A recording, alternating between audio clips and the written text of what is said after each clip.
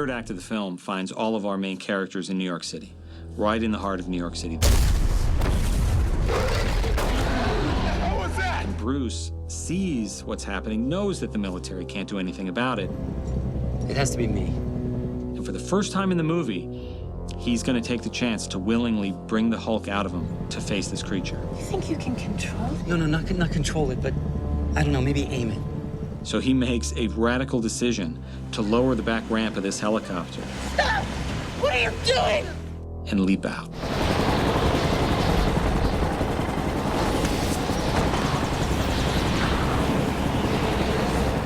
So basically, we had him in this giant gimbal, a helicopter, and handcuffed, and we put a nice mini airbag down below, and he was just good to go. He just went and dove off, and it was good. He just kind of got into it, take after take after take, actually. Normally, back in the old days, we would probably do a descender and have a stunt double maybe do the actual fall, and it could be 80, 100 feet or whatever, and stop them above the ground. When you put an actor on a descender rig and just drop them down, they stop acting. It's just they just are real. They're just scared. Nowadays, we can do just with camera move. It's actually the opposite, and we have Edward in a harness, and simply with a little camera move where the camera leaves, it actually becomes the same shot. Yeah. Hey, one more quickly, please, guys. In real life, we need to start the camera. Sorry about that. Are you ready? As a Betty's POV, and Bruce jumps out and drops out of frame, and she comes down, she looks down. So we really need to go from a flat position, like standing still position, to an horizontal position, so vertical to horizontal, and then dropping down with him. It's easier to bring the stool to the piano than bring the piano to the stool.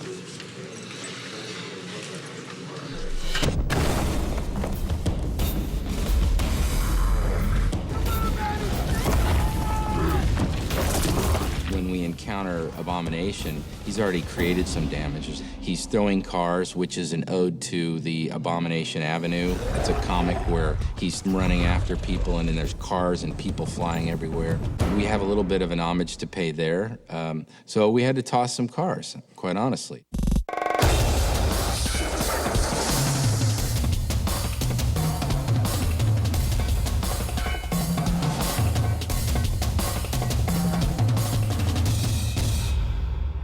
Very beginning, it became clear there were certain elements that everybody really wanted to try to fit into the fight. It's the biggest bar fight in history, and that's what we set out to do. It's an extraordinary ride at the end of the movie, but you have to do that. This is Hulk and Abomination, and people expect nothing less, so. You don't see him now, but Abomination's gonna be right over there, and the Hulk is gonna be right over there. And they're gonna meet right in front of that side. It's gonna be very cool. Hopefully the storyboards lead into the animatics, lead into the shoot, lead right into the final animation. There's always detours along the way, but it works. And I came up with, all of us, we came up with these ideas of like, okay, what if he was to take a car, a police car, split it in half, and use it as boxing gloves? And I was like, yeah, that's so fun. The car boxing shots are really cool on a lot of levels. We did have motion capture, we did have previs. We have some really good footage of R&H employees acting out, beating the heck out of each other.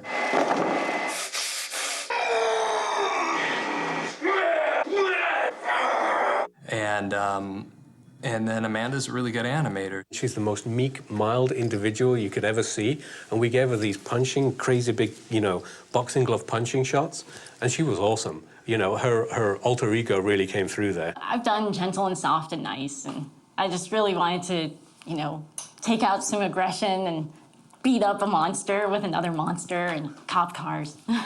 She turns to me, she's like, I've worked on so many cute animals. Can I just beat the heck out of something? I was like, please, if I'm going to be on Hulk, let me smash something. She just really wanted to go to town on Abomination with Hulk. Hulk is down, he's out, he's defeated, and Abomination's coming to get him. So what's he gonna do?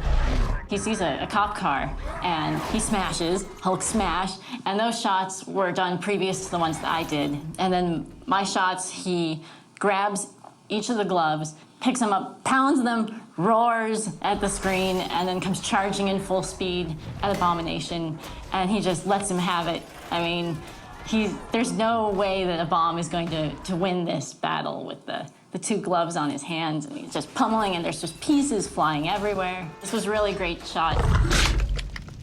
Is that all you've got? Well, I had the best sequence in the movie. It was the very end of the movie with Abomination and Hulk. This is it. This is the fight between them, and I was really lucky. I had a blast doing the sequence.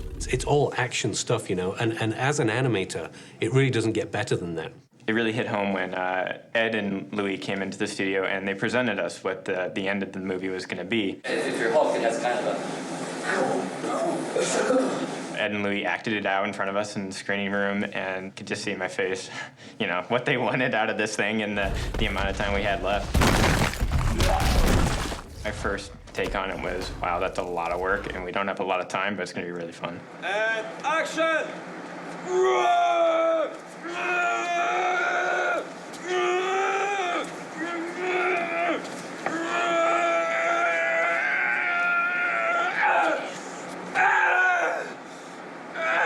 Hulk on his own is okay. It's pretty cool. Hulk fighting another guy who's taller and stronger and more athletic, I mean, that's just like a dream come true, you know? To be able to see just two guys just going at an old-fashioned brawl was a dream. It was absolutely fantastic. You don't get to work on characters like this too often. I mean, there's only so many hero CG characters that are out there, and, you know, the Hulk, who wouldn't want to work on that? It's pretty awesome. Hulk!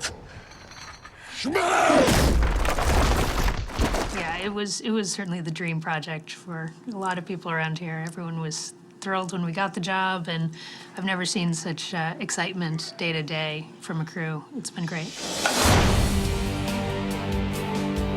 Every day you come to work, you get to play with little cars and models, and then you go out to the big street and you actually do it. Keeping up with Louis. It's a constant on-the-run thing. 3 takes, we'll be done with this. It's beautiful. It's a great living. What's not to like?